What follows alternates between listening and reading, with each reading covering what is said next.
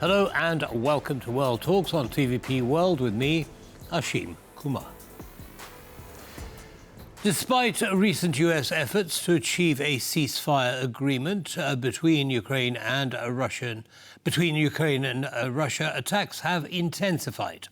Thousands of Russian bombs, missiles and drones have been targeting civilians, and the death toll of men, women and children rises daily.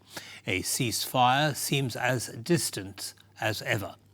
What happens next, and what role can Ukraine's allies play in bringing this slaughter to an end?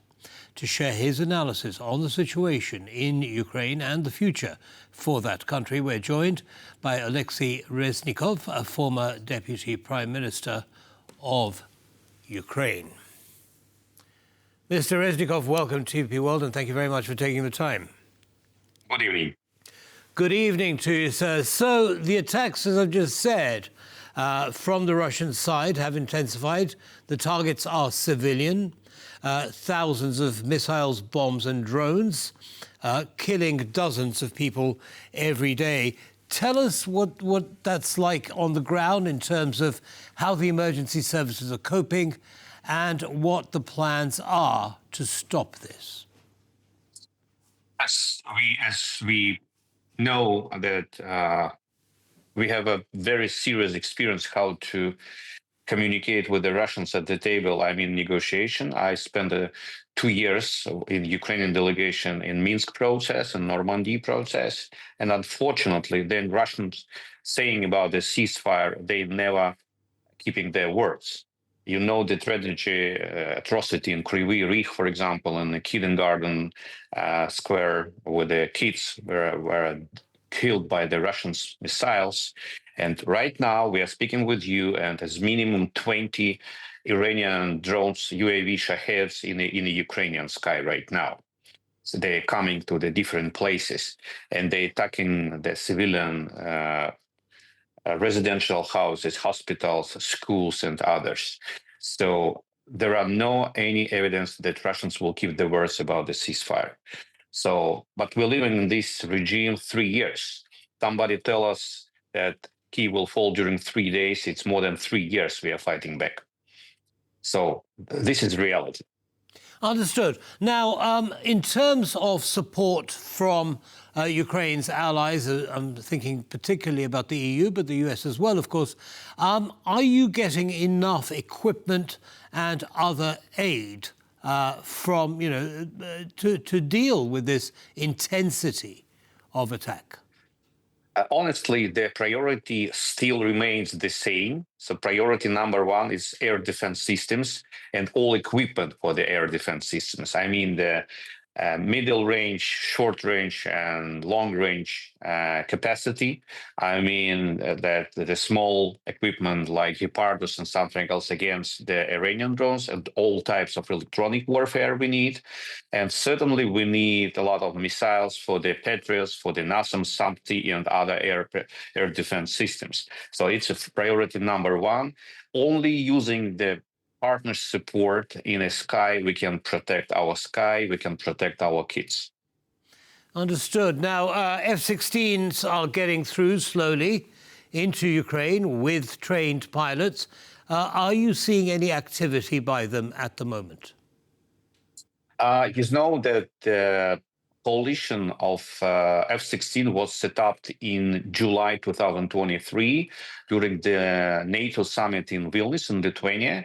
And after that, we started the campaign or training courses for our pilots.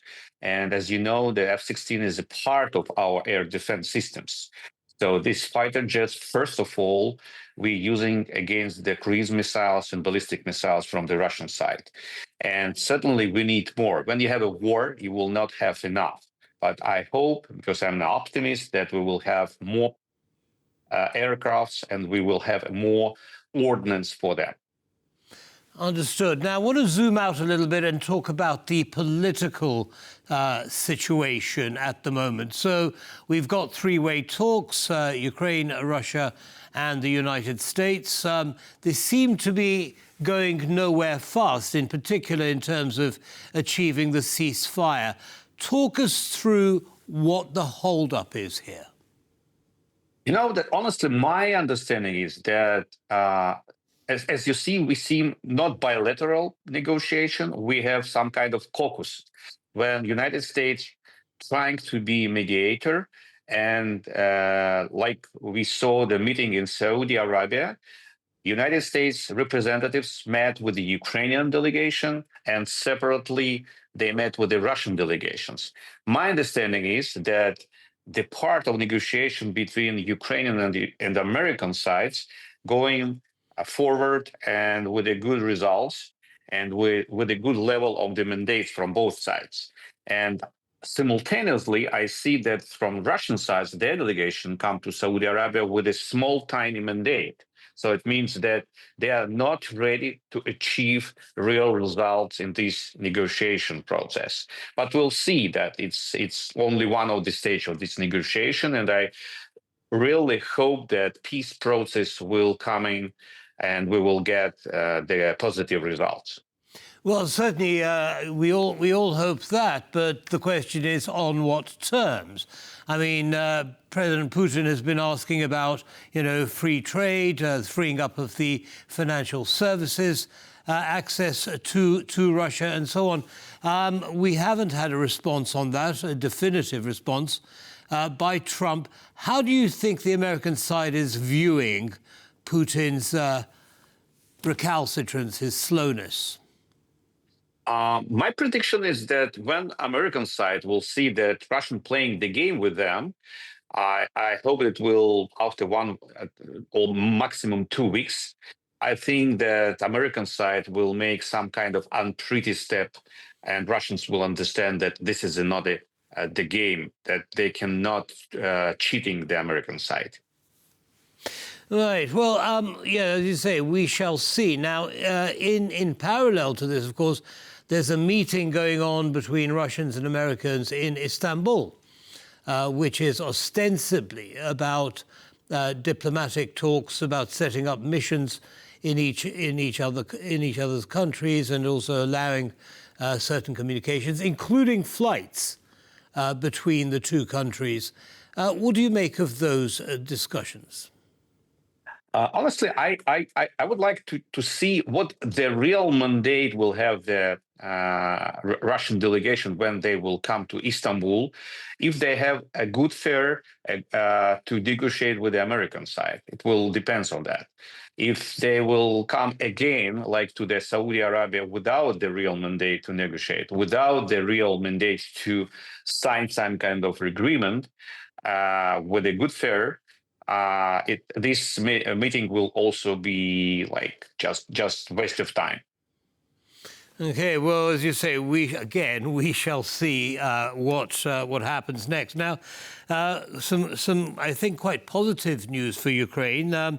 Ukraine signed a renewed free trade agreement with EFTA member states, so it's Switzerland, Norway, Iceland, and Liechtenstein, which allows an opening up of trade. In addition, Ukraine's GDP has increased. Tell me about the economic situation that brought these situations about. You know that the all types of war, it means not only the war of the weaponry soldiers on the ground. It's a war of the resources.